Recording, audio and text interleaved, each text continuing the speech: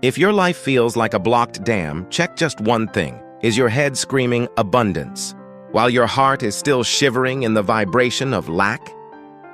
As you saw in the thumbnail, there is a decisive feeling in life. If you capture it just once, every door in the world opens on its own. But most people, instead of finding this feeling, exhaust themselves, trying to axe down locked doors. Miracles aren't made, they happen. Today, I'm revealing the single technique to unify your split energies and explode your outer intention. Welcome to Mind Design Lab. In Part 9, we learned how to identify false doors goals that belong to others. Now, standing before your own door, you need overwhelming energy to swing it open. Today's topic, the unity of mind and soul, is the ultimate pinnacle of reality transurfing. It's the final answer to why your affirmations haven't become reality yet. By the end of this video, you will physically remember the frequency of unity that recreates reality without effort. We often mistakenly think miracles require grand euphoria or explosive energy, but the inner state of those who command miracles, like a daily routine, is surprisingly calm. This is the first key insight. The mind gets excited dreaming of grand success, but the soul joins with outer intention. Only when that success is accepted as completely natural. It's like opening your front door in the morning. You don't scream, "The door opened, it's a miracle." It's just a fact. Your goal must reach this level of naturalness. Excitement, excess potential triggers balancing forces. When the soul feels as comfortable with the goal as entering its own home, physics begins to reorganize according to your intention. If your goal hasn't manifested yet, it's because you treated it as too special, separating it from your soul. Vadim Zeland called the energy generated when mind and soul unite outer intention. The mind handles the will, and the soul handles the access to the alternative space. If they don't unite, the mind struggles alone, exhausting its energy inner intention, while the soul wanders detached from reality. Unity is when the soul accepts the mind's scenario as its own. No matter how brilliant the mind's plan is, if the soul feels uncomfortable saying, "This isn't my path," the flow of the alternative space won't change. Conversely, when the soul rejoices in what the mind logically supports with conviction, your radiation frequency focuses like a laser. At this point, you don't need to row the boat. The flow of the alternative space pushes you toward your destination. This is the fundamental difference between those who try to make miracles and those to whom miracles happen. A common error is mistaking desperation for conviction. The more desperate the mind is, the more pressure the soul feels. Think about it. Do you clench your fists or scream in front of something you know will happen? No. You just go to sleep calmly, knowing the sun will rise tomorrow. Success lies in the release of this tension. Those who crave miracles broadcast a frequency of lack, shouting to the universe that they don't have it yet. The soul senses this pain and closes the door, treating the mind's command as a danger signal. Ultimately, a miracle enters your orbit only when you stop treating it as a special event and accept it as a daily accessory. The essence of transurfing is the surrender of inner intention. Trying to change the world with your own strength inevitably meets resistance. But when the mind joins the soul's tranquility, the walls of the ego crumble, and outer intention steps in. This is the grand flow of the universe that makes the goal come to you without effort. The reason most visualization fails is that it stays only in the visual.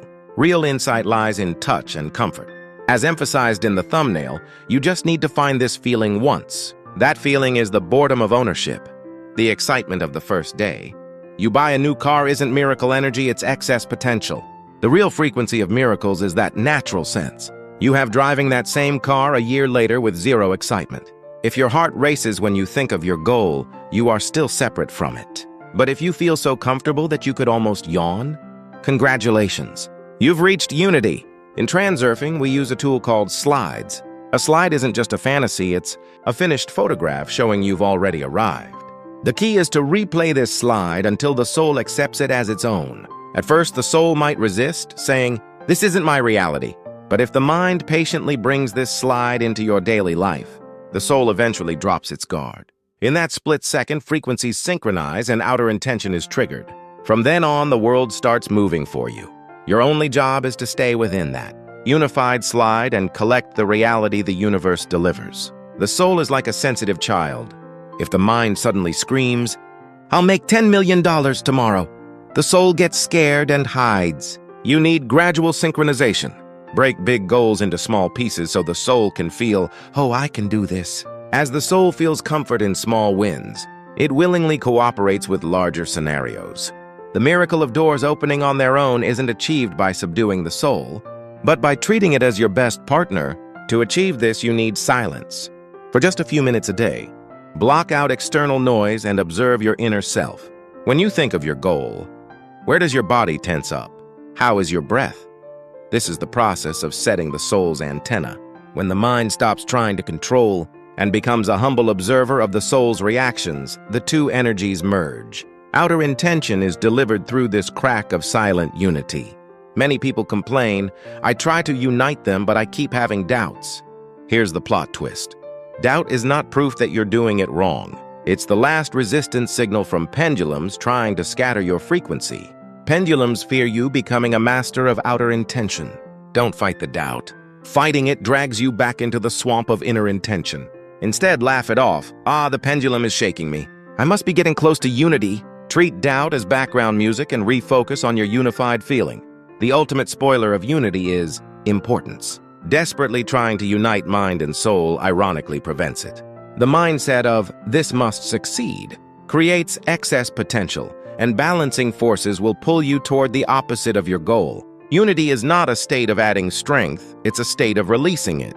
Zealand emphasized that your attitude toward a goal should be as casual as going to the post office to mail a letter. You don't cry and pray at the mailbox. Please let this be delivered. You just know it will be. In transurfing, pendulums attack your soul with guilt and inferiority, whispering, do you even deserve such success? If the soul believes it is worthless, unity is impossible. Remember the philosophy of rights.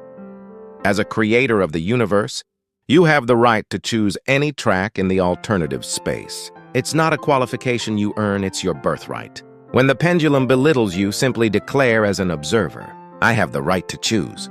Miracles start with tiny synchronicities, a phone call from someone you were thinking about, or finding the exact information you needed in a random magazine.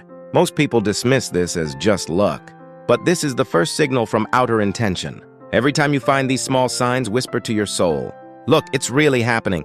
This builds the soul's conviction like a rolling snowball.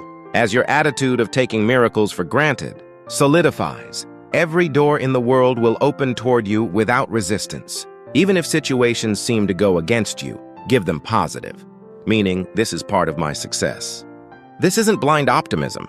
It's the will to maintain a favorable track in the alternative space. When mind and soul are bound by this final trust, you no longer beg for success. You are already on the track of success, calmly waiting for the result to manifest in physical reality. When even this waiting becomes a joy, you are reborn as a true transurfer.